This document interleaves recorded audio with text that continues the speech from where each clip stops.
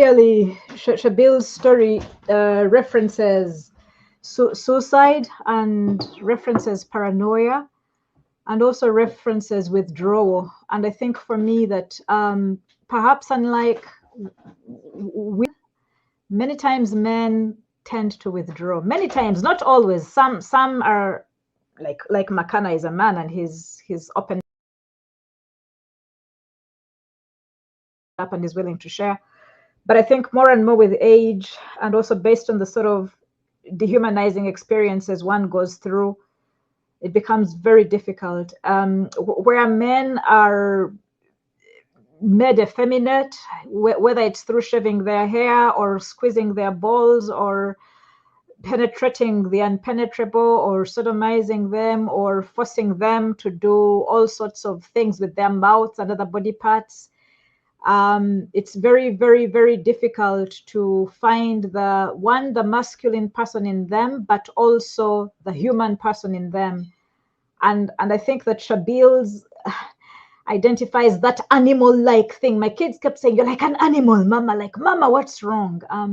Because you get broken. So, some of the things that are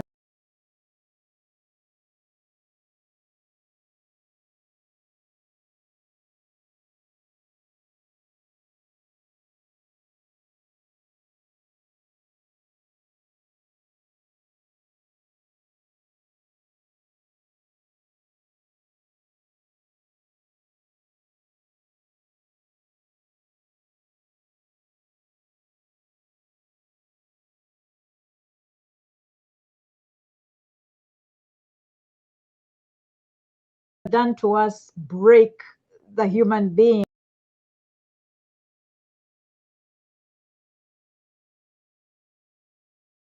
Definitely, suicide seems to be an option more for men than for women. And so I just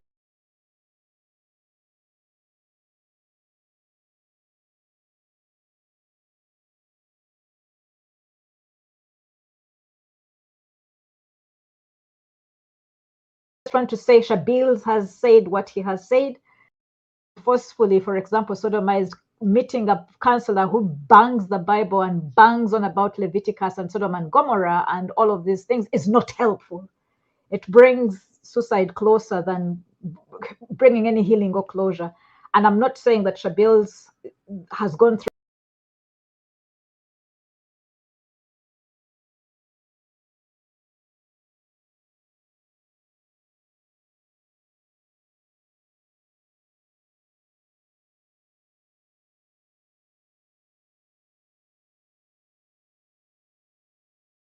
This experience, but more and more, I think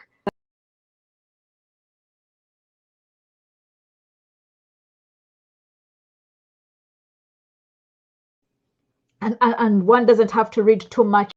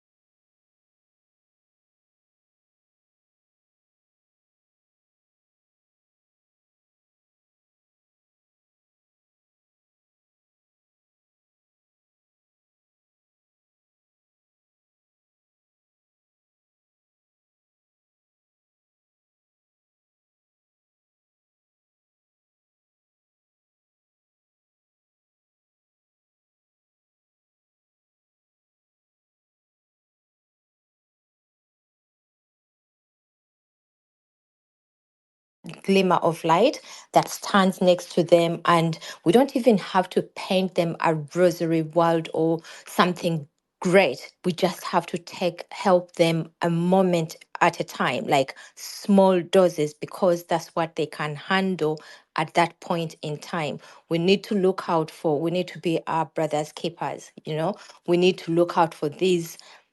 They're very subtle, and especially in our men, they hide all of this because of our society, which has taught our men to be strong. They've told them to be, they cannot cry, they cannot complain, they're supposed to be, but we need to be that person. And once we start getting closer to them and they realize that, oh, Sarah seems to get me, they're going to start opening up. And maybe that's how we're going to create a way for them to get the help they need.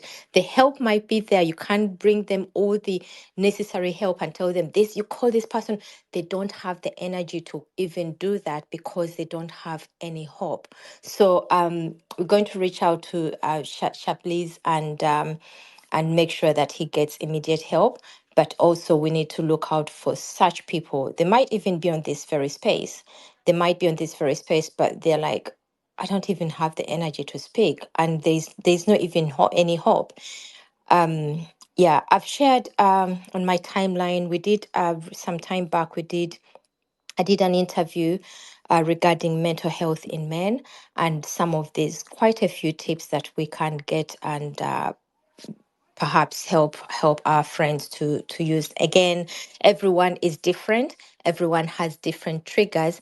Everyone can handle these things differently, and everyone can, depending on their surrounding, they can, some people will go to for counseling, and they might find it helpful, and others will not find it helpful.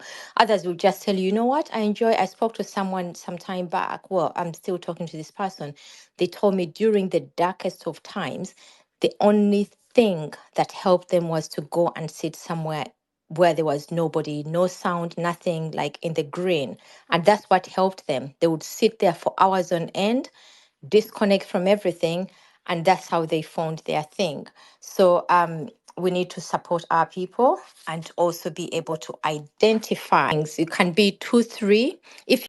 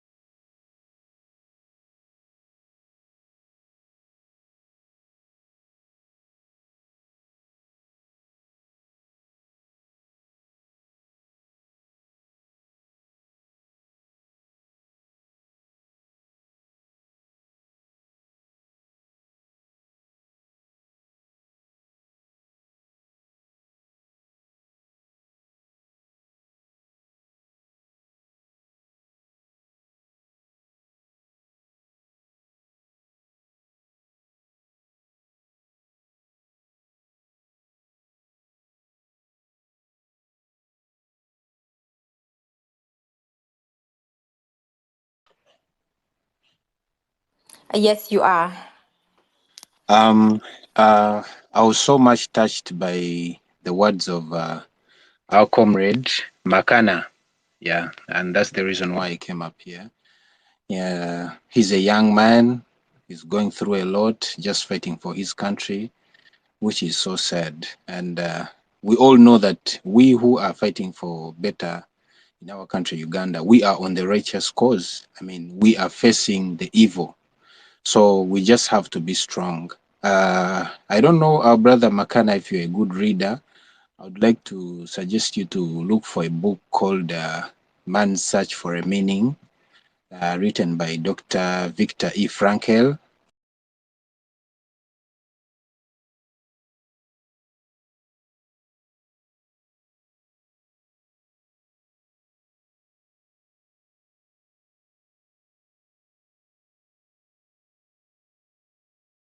About today, the mental health people that are inflicting all these atrocities onto